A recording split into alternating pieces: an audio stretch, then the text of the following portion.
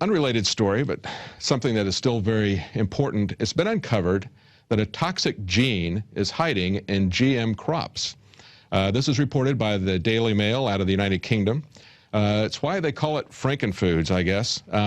They discovered a virus gene that could be poisonous to humans, and this gene was missed when GM food crops were assessed for safety. Now, these crops were assessed for safety by universities and other organizations that have been tasked with overseeing the changes made to the genetically modified crops. But it was the European Food Safety Authority found what these other groups failed to identify. They found a viral gene known as gene 6, and this can include the creation of proteins that are toxic to humans.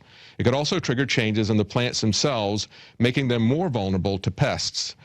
And they said that although this GM process of review has been in place for 20 years, it shows that it is very flawed.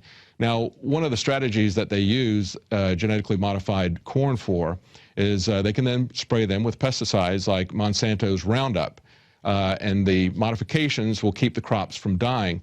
Unfortunately, what that does is it has a tendency to kill everything else, to kill regular corn and leave people with only the genetically modified corn as a source. And this is something that, besides adulterating the food supply, the fact that we would be limited to only the foods that have been genetically modified sets us up for major problems in the food supply chain. If you have a major failure of all of these crops, if they are the only crops that we're allowed to have, we don't have any heritage or heirloom crops, but we only have these genetically modified crops. If they make a mistake, they don't catch that mistake, as they didn't in this particular case. It is something that can have severe health consequences for humans, as well as could create massive famines. In another failure of science, we see that Britain has gone tilting at windmills, the quixotic source of renewable energy, windmills again, as they're now calling them an intermittent renewable. And that's because windmills, even though they appear to be turning all the time if they're working, they appear to be constantly working, but they don't. They have peaks and valleys. They cannot supply steady-state electricity like a traditional power plant that is fueled by coal or oil or some other quote-unquote fossil fuel.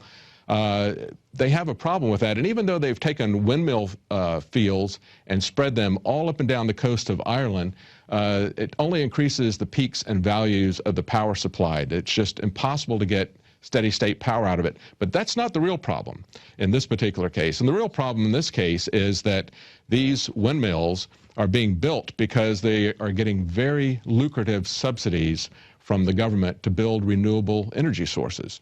Alex just went out west, went to the Big Bend National Park, and while he was out there, he said a year ago when he went past the same area, he saw this wind farm, and he said they were almost all working. This time, he only saw one that was working. The rest of them were stuck. They were not even turning. So that's another issue besides the intermittent capacity. And there we have a picture of a bat. It has tremendous environmental issues. Bats fly through these varying pressure fields that are created by the windmills, and they die en masse. And that has severe environmental consequences when the bats die, because they play a very important role in the ecology. It's like essentially the same thing that happens when a scuba diver goes underwater and takes a deep breath, and then raises and gets lower pressure. It causes an air embolism and causes their lungs to explode. Well, the same thing happens with the bats. They are breathing very rapidly. They take a breath, pass into a low pressure zone, and their lungs explode. But it also has severe consequences for humans who have to live near these things as well. But it's really, for the most part, just kind of a feel-good boondoggle. This is a graphic showing how the intermittent power that is put out by windmills has to be balanced and counteracted by a reliable power source, such as a fossil fuel plant that is burning coal or oil. Well, that's it for our news portion, and that brings us to our quote of the day. This one is from George Mason, one of the founders of the country. He says, "There is a passion natural to the mind of man, especially a free man, which renders him impatient of restraint." Well, stick with us. Right after the break, we've got a very interesting interview with Gerald Celente, who's going to talk about some of the top trends coming up as he sees it in 2013.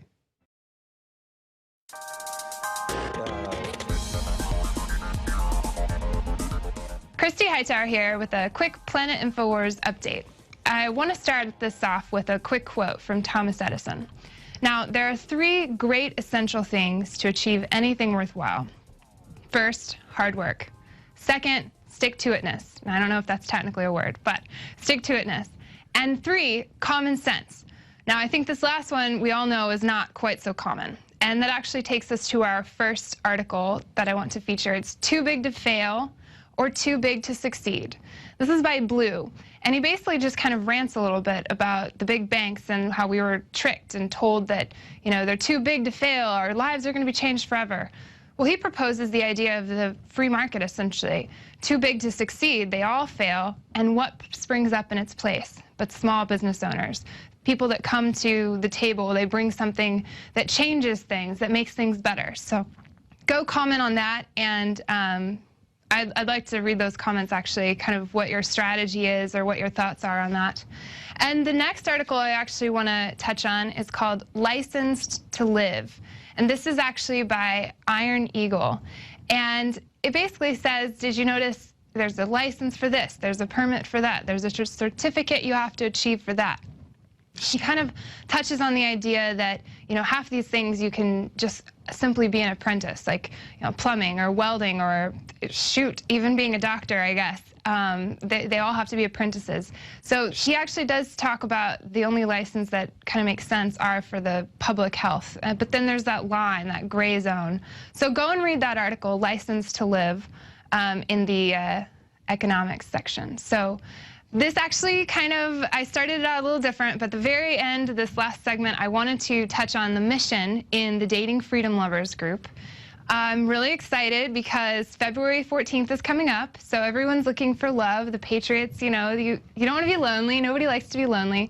And, well, anyways, it's really hard, especially when you're awake, to find somebody that you can talk to and connect to about certain ideas. So it actually takes us to the Dating Freedom Lovers group. And check it out. This is actually Daphne. She was part of our initial Planet InfoWars launch. So I figured it's fitting that I put her on this update. But basically, send us your picture. It'll go where her, where her picture is, and your name. And try to keep it under 150 characters if you can, because there's only so much room.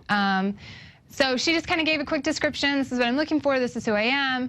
And then contact her. So make sure that when you do the mission, send us your username, which is the @DiscoDaphne for her.